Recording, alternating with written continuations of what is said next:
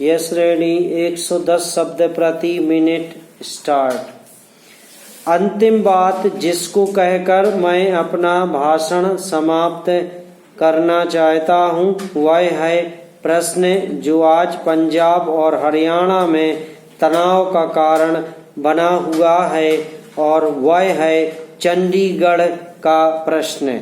सभापति जी, आपने देखा होगा कि कल इस प्रश्न को लेकर यहाँ एक गर्मा गर्मी का वातावरण भी उत्पन्न हुआ। इसके लिए मैं मुख्य रूप से केंद्रीय सरकार को दोषी मानता हूँ। सरकार की अपनी आदत है कि जो इस प्रकार के विवादास्पद प्रश्न होते हैं उनको लंबा टालने की इसकी प्रवृत्ति बन गई है।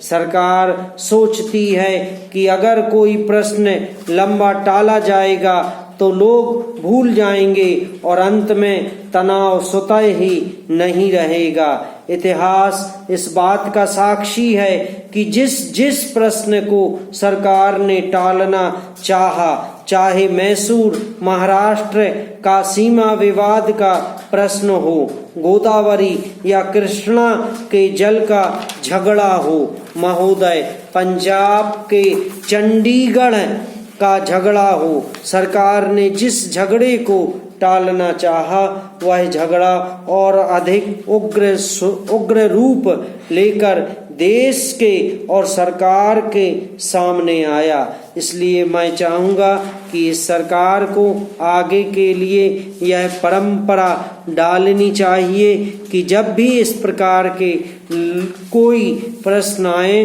तो उन प्रश्नों पर दृढ़ता से विचार किया जाए और तत्काल उनका समाधान किया जाए।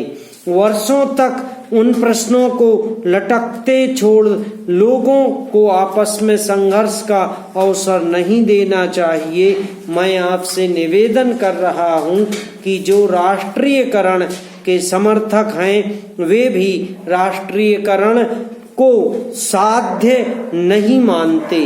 प्रधानमंत्री ने स्वयं स्वीकार किया है कि अनेक देशों में बैंक सरकार के हाथ में हैं, लेकिन बैंक सरकार ने ले लिया तो समाजवाद आ गया, ऐसा कोई नहीं कह सकता।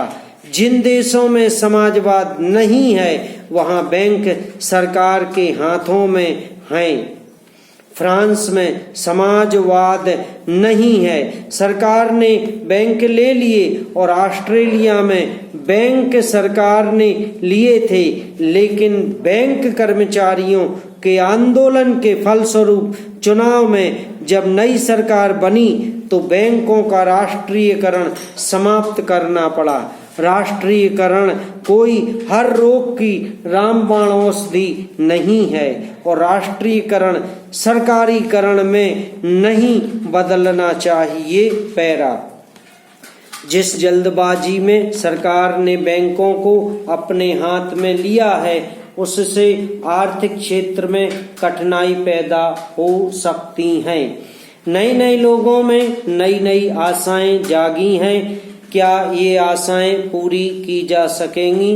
अगर ये आशाएं पूरी नहीं की गईं तो उनके परिणाम भयंकर होंगे। सहकारिता के क्षेत्र में हमने लोगों में नई आशाएं जगाई हैं। हमारा तंत्र उसको पूरा कर पा रहा है।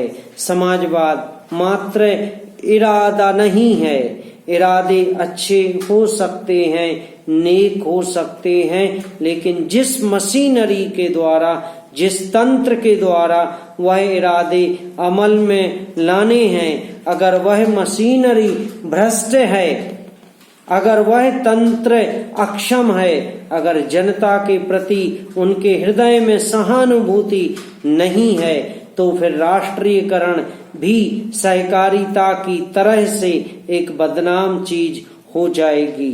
सरकार बहुत से कारखाने चला रही है, कुछ अच्छे चल रहे हैं, कुछ बुरे चल रहे हैं, लेकिन कारखाने चलाने के लिए, सरकारी संस्थाएं चलाने के लिए जैसे आदमी हमें चाहिए वैसे आदमी तैयार करने का हमने प्रयत्न नहीं किया है। अगर सार्वजनिक उद्योगों को सफल करना है तो उनमें ऐसे व्यक्ति चाहिए जिनमें राष्ट्रीयता की भावनाएं हों कि यह उद्योग हमारा है, इसलिए हम सबको सफल करेंगे। उन्हें यह भावना चाहिए कि उद्योग केवल सरकार का नहीं है, यह राष्ट्र की संपत्ति है। समाप्त।